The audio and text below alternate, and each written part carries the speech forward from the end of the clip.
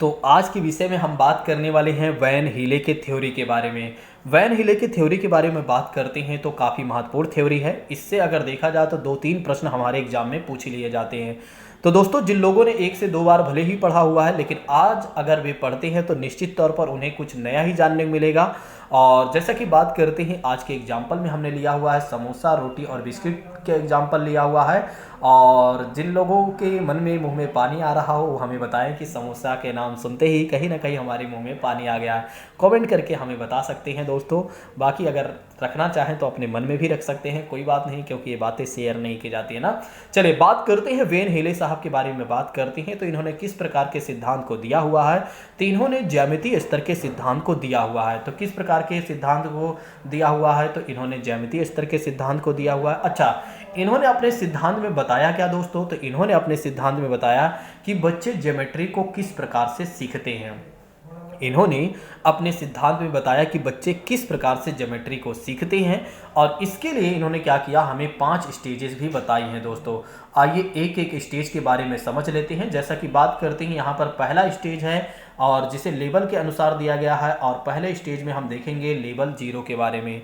Level 0 के बारे में यदि हम देखते हैं तो यहाँ पर चासूसीकरण की बात की जाती है और जिसे अंग्रेजी में क्या कहा जाता है, विजुलाइजेशन कहा जाता है। अच्छा, विजुलाइजेशन से ही हमें कंफर्म पता चल रहा है कि कहीं ना कहीं कोई चीज़ें देखने की बात की जा रही हैं।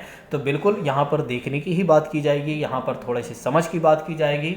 तो आइए बात करते हैं क्या कहा जा रहा है। देखिए, इसमें क्या होता है कि बच्चे चीज़ों को सिर्फ जानते हैं। इसमें क्या होता है कि बच्चे सिर्फ चीज़ों को जानते हैं या क्या करते हैं, उन्हें देखकर उनकी इमेज बना लेते हैं। मतलब कोई चीज़ें देखते हैं तो उनकी इमेज अपने दिमाग में सेट कर लेते हैं। लेकिन इसमें यह भी कहा गया है कि इसमें बच्चा आकृतियों की दिखावट के अनुसार, दिखावट जैसे आकृति दिखती है उसके अनुसार, अकॉर्डिंग का मतलब हो जाता है के अनुसार, उसके अनुसार उनका क्लासिफिकेशन कर पाता है, यानी कि कर पाते हैं।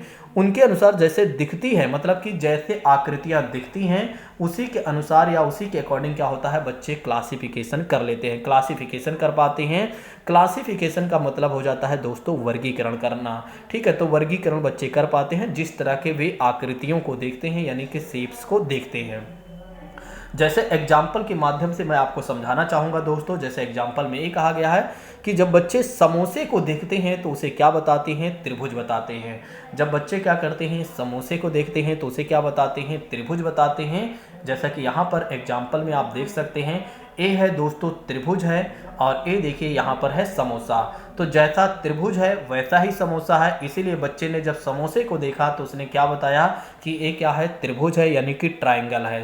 तो ध्यान रखिएगा, जब बच्चे ने समोसे को देखा तब उसने क्या बताया कि ए क्या है, एक तरीके से ट्रायंगल है। नेक्स्ट बात करते हैं दोस्तों। उसके बाद दूसरे एग्जाम्पल के तौर में ये बताया गया है कि रोटी को जब बच्चा देखता है तो उसे क्या बताता है, उसे बताता है एक गोल है। जब बच्चा रोटी को देखता है दोस्तों तो उसे क्या बताता है कि एक गोल है। और गोल का मतलब क्या हो जाता है, सर्कल, यानी कि वृत्त की बात करता है। तो कहने का मतलब ये है कि जब बच्चा रोटी को देखता है तो उसे गोल देखता है तो ये समझ जाता है कि क्या है, सर्कल है। चलिए तीसरे एग्जाम्पल के तौर पर यदि हम देखते हैं तो तीसरा एग्जाम्पल क्या कहता है। तीसरा एग्जाम्पल ये कहता है कि जब बच्चा बिस्कुट को देखता है तो उसे क्या बताता है कि यह आयत है। जब बच्चा बिस्कुट को देखता है तो उसे क्या बताता है दोस्तों, आयत बताता है, क्योंकि आप देख सकते हैं आयत इस तरह से होता है। ठीक है, अभी हम आगे समझेंगे भी। ठीक है, ये देख सकते हैं यहाँ पर क्या है, आयत है, जिसे अंग्रेजी में क्या कहा गया है, रेक्टेंगल कहा गया है। तो ध्यान रखिएगा, चासूसीकरण में क्या हो जाता है कि बच्चा सिर्फ चीज़ों को देखता है और उसको दिखावट के अनुसार, उस चीज़ को या उस आकृति की दिखावट के अनुसार क्या कर पाता है कि उसका क्लासिफिकेशन कर पाता है, या और जब देखता है पहली बार तो उस चीज़ का वो इमेज बना लेता है। इस बात को ध्यान रखिएगा। ये लेवल 0 है, तो लेवल 0 में बच्चा से केवल और केवल अगर आप देखें तो इतना ही जान सकता है, इससे ज़्यादा थोड़ी ना जान पाएगा। अगर इससे ज़्यादा जान पाता तो फिर लेवल 4th में इसे डाल दिया जाता, लेवल 0 में क्यों डाला जाता। तो पहले चरण में अगर आप देखते हैं तो बच्चा केवल और केवल चीज़ों को देखकर वो समझ पा रहा है कि हाँ ये चीज़ें ऐसी होती हैं या ये चीज़ें ऐसी हैं। जैसे बच्चे ने समोसे को देखा तो ये समझ गया कि ये त्रिभुज है।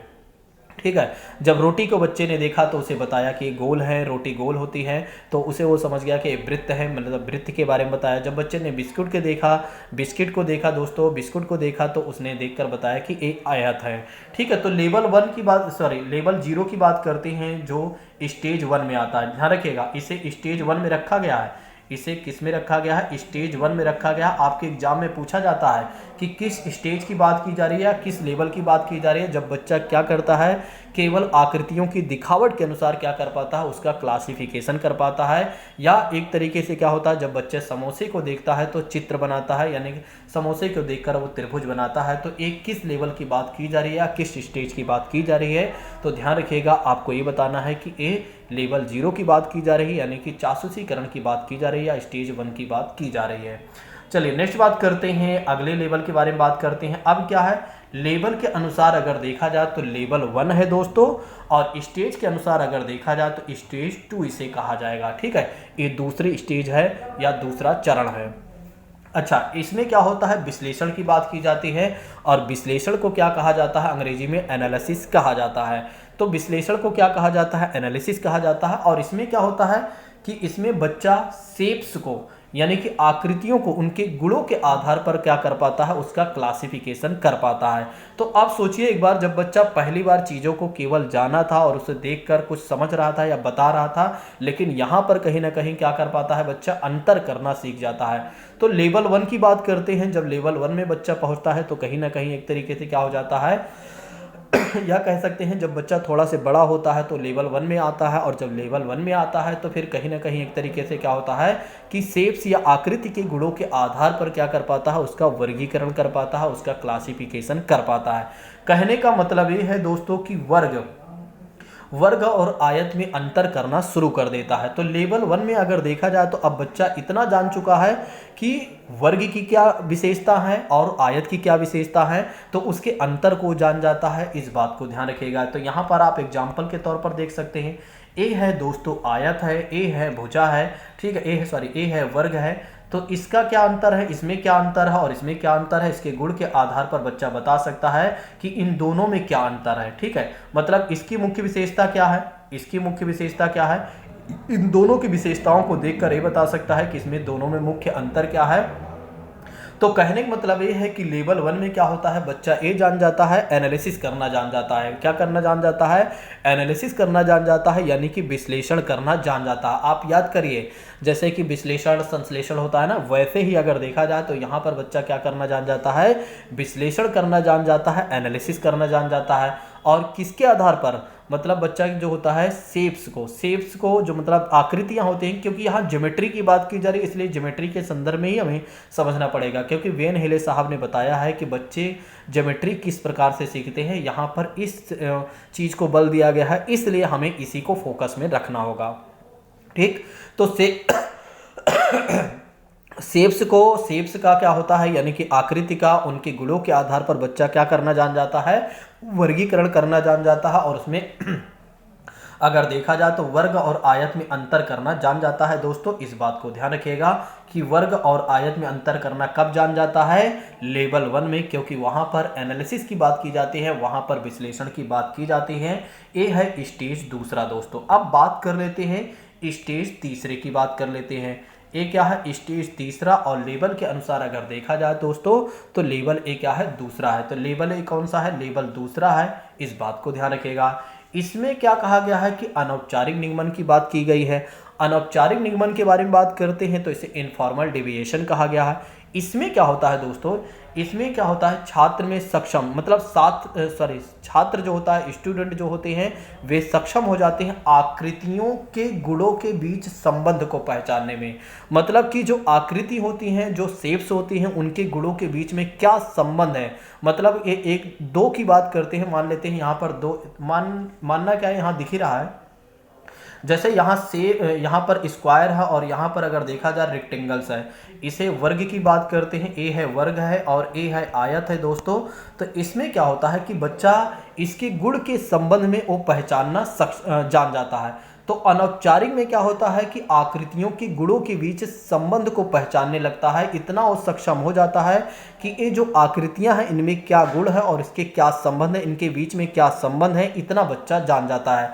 जैसे यहाँ पर आप देख सकते हैं, यहाँ पर बच्चा ये समझ जाता है कि जो सभी वर्ग होते हैं वे आयत हो सकते हैं, जो सभी वर्ग होते हैं वे आयत हो सकते हैं, लेकिन सभी आयत वर्ग नहीं हो सकते हैं। ठीक है, तो इस बात को ध्यान रखिएगा, सभी वर्ग जो होते हैं वे आयत तो हो सकते हैं, सभी वर्ग एक बार जो सभी वर्ग हैं दोस्तों वे एक बार आयत तो हो सकते हैं, लेकिन सभी आयत जो हैं वे वर्ग नहीं हो सकते हैं, इस बात को ध्यान रखिएगा। और यहाँ पर यही बातें की जा रही हैं कि इसमें क्या होता है, आकृतियों के बीच देख रहे हैं, दो आकृति है, इनके गुणों के बीच में संबंध क्या कर रहा है, बच्चा पहचानने लगा है, इनके बीच में क्या रिलेशन है उसको पहचानने लगा है। ठीक है, इतना वो बच्चा सक्षम हो गया है, बच्चे सक्षम हो जाते हैं।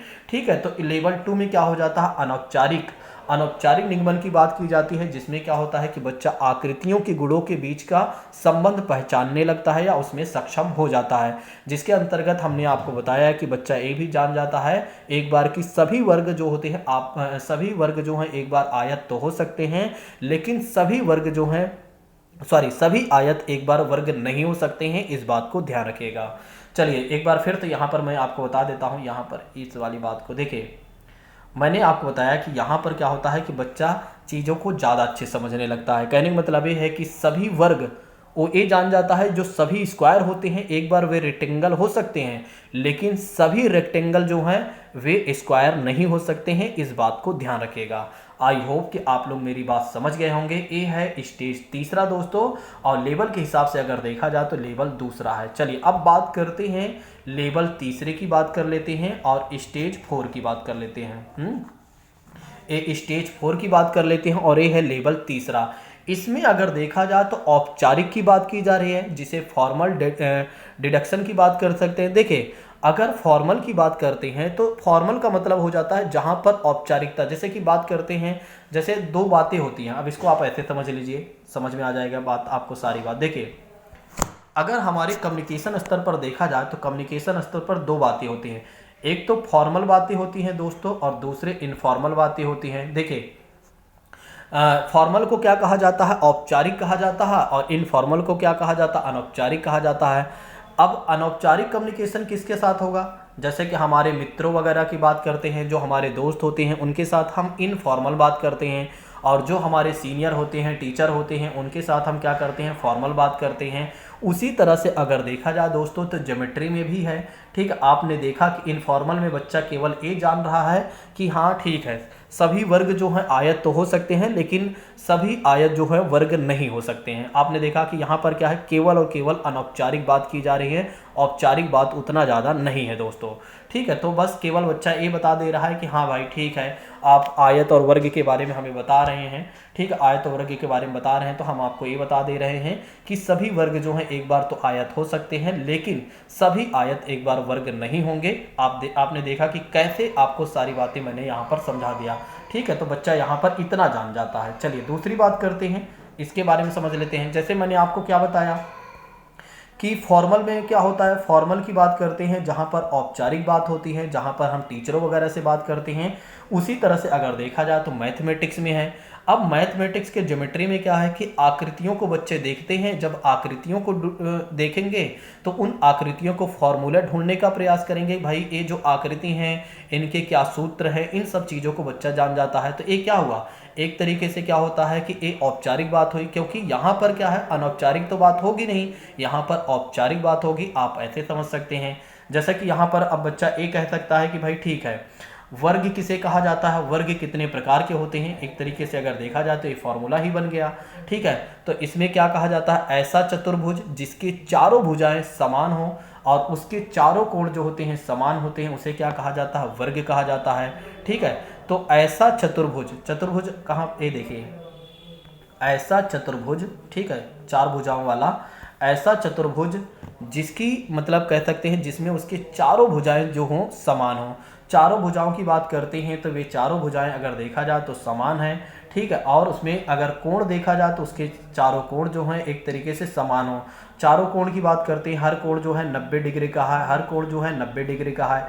ठीक है, तो हर कोण आप देख रहे हैं तो 90 डिग्री का है। तो यहाँ पर अगर कहीं ना कहीं अगर देखा जाए तो फॉर्मूला की बात की जा रही है दोस्तों। ठीक है, तो उसे क्या कहा जाता है, वर्ग कहा जाता है। अगर और अच्छे समझना है तो यहाँ पर आप देख सकते हैं। ठीक है, यहाँ पर भी लिखा गया है वर्ग की परिभाषा, फॉर्मूला, गुणधर्म। तो कह सकते हैं कि बच्चा जो होता है कि औपचारिक स्टेज में क्या होता है दोस्तों, यानी कि फॉर्मल में क्या होता है कि बच्चा आकृतियों को तो समझने लगता है और उसके फॉर्मूले को भी ढूंढने का प्रयास करता है, भाई इसका फॉर्मूला क्या होता है। ठीक है, तो ये हो गया हमारा चौथा स्टेज दोस्तों, इस बात को ध्यान रखिएगा। स्टेज के स्तर पर ये क्या हो गया, चौथा हो गया। अब बात कर लेते हैं पांचवें स्टेज के बारे में। ठीक है, यहाँ पर चतुर्भुज भी जानना हो तो चलिए मैं चतुर्भुज भी बता देता हूँ। देखिए चतुर्भुज किसे कहा जाता है? ऐसा चतुर्भुज जिसके चारों अंतःकोण समकोण तो हो, समकोण हो, उसे क्या कहा जाता है? रेक्टेंगल कहा जाता है, यानी कि आयत कहा जाता है।